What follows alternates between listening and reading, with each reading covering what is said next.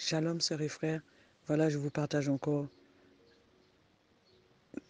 un songe que le Seigneur m'a donné, que je partage avec vous, qui est très important et il me donne aussi son accord pour pouvoir le partager. Voilà. Vous savez tous que nous marchons et nous marchons sur le petit chemin étroit, le chemin resserré que nous en prenons tous les jours, avec nombreuses difficultés que nous pouvons avoir chaque jour dans cette marche, dans ce chemin resserré.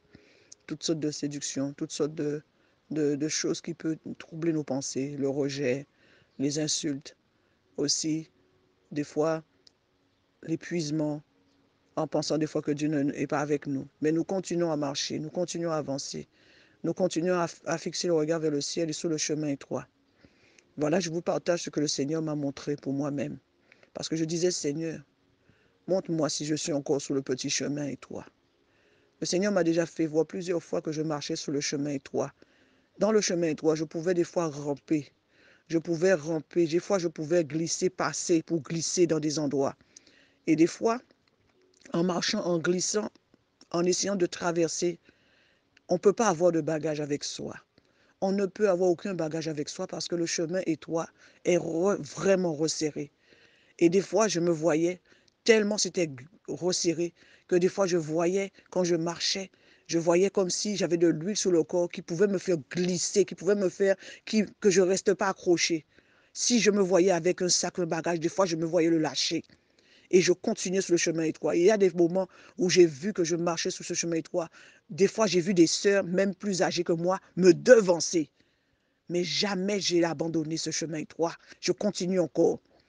Et des fois, quand je crois que je suis arrivé, je vois que je rampe sous la montagne pour arriver. Je dis, je vais y arriver, je vais y arriver. Et quand je vois cette montagne que je suis arrivé, je me dis, en fait, c'est fini.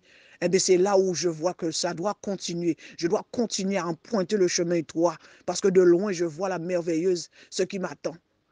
Je marchais, je marchais, je marchais sur ce chemin étroit que le Seigneur m'a fait vivre. Quand je lui ai dit, Seigneur, montre-moi si je suis encore sur ce chemin étroit. Sonde mes reins, je ne veux pas me séduire moi-même. Je ne veux pas me tromper. Je priais comme ça. Et après, j'étais me coucher toujours vers 6h30. Et quand je vais me coucher, le Seigneur me m'ouvre les yeux. Je vois tout de suite, je suis en train de marcher son chemin étroit. Mais cette fois-ci, ce chemin étroit-là n'était pas dans la nature. Il était en pleine ville, ce chemin étroit.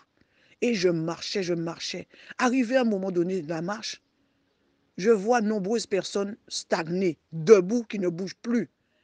Et j'avance encore, je vois une femme pasteur, une femme et son mari pasteur. Je pouvais les voir ivres, comme s'ils étaient sous, comme s'ils avaient bu de l'alcool et ils étaient enivrés. Tu voyais, la femme ne tenait pas debout. Le mari essayait de la prendre, de la mettre debout. Elle tombait, la jambe écartée, comme un soulard, comme quelqu'un qui est enivré, qui ne peut pas rester sous ses pieds. Et l'homme, c'est pareil. Et ce qui m'a fait voir que c'était un couple pastoral, c'est que le monsieur et la femme prêchaient la parole. Mais dans leur ivresse, ils prêchaient la parole. Ils ne s'en rendaient même pas compte qu'ils étaient dépravés. Ils étaient comme un comportement de personnes ivres, sous. Mais moi, je ne me suis pas arrêtée. J'ai continué à avancer. À un moment donné, un jeune homme m'appelle sous le chemin étroit pour continuer le chemin avec moi. Pour continuer à avancer lui aussi. Parce qu'il était resté debout. Et moi, j'ai dit, je continue à avancer. Mais là où je reviens vers vous, c'est que les gens qui étaient stagnés, qui ne bougeaient plus, c'étaient des chrétiens. Ils étaient des deux côtés du chemin étroit, posés sur le côté, chacun, et le chemin étroit était à peine visible aux yeux. Il fallait emprunter, glisser parmi eux pour avancer et ne rien laisser vous attraper. Ne pas les laisser eux-mêmes vous dire, attends, il fallait avancer, ne pas regarder en arrière. Et à un moment donné, le garçon, il m'a suivi, je marchais, je devais me glisser parmi eux. Eux, ils ne bougeaient plus. Ils ne bougeaient plus sur ce chemin étroit, ils étaient stagnants. Et dans la stagnation où ils étaient, moi, j'ai avancé. Le garçon, je ne l'ai pas revu. Un moment, quand je continue à avancer, je vois presque le chemin pour traverser. Je vois une femme que j'ai reconnue qui était là. Elle me dit, qu'est-ce que tu fais là? Je dis, non, moi, j'avance, je ne suis pas là. Elle me dit, tu entends ce qui se passe derrière? Ils sont en train de faire des orgies derrière. Ils sont en train de faire tout un tas de... Je dis, ça ne m'intéresse pas, je vais avancer. Et je voyais, ils étaient collés, comme s'ils étaient collés, ils ne pouvaient plus bouger sous ce chemin étroit. Et j'ai continué à avancer, j'ai continué à avancer, j'ai continué à avancer, jusqu'à ce que je suis sortie. Et je n'ai jamais regardé en arrière. Alors c'est pour vous dire, mes sœurs, frères, demandez au Seigneur dans les derniers temps, où en êtes-vous? Où en êtes-vous avec ce petit chemin étroit? Parce que large est le chemin et resserrer le chemin qui mène dans la vie éternelle. Et beaucoup sont stagnés sous le chemin, ils n'avancent plus. Ils n'avancent plus. Beaucoup sont ivres, beaucoup sont restés debout et pratiquent encore des abominations. C'est ce que la femme voulait que je retienne mon esprit, que je retienne pour aller regarder. Mais j'ai dit non, j'ai avancé, j'ai avancé, j'ai avancé. Je pouvais sentir leur corps frôler mon corps pendant que j'avançais, mais je ne m'arrêtais pas.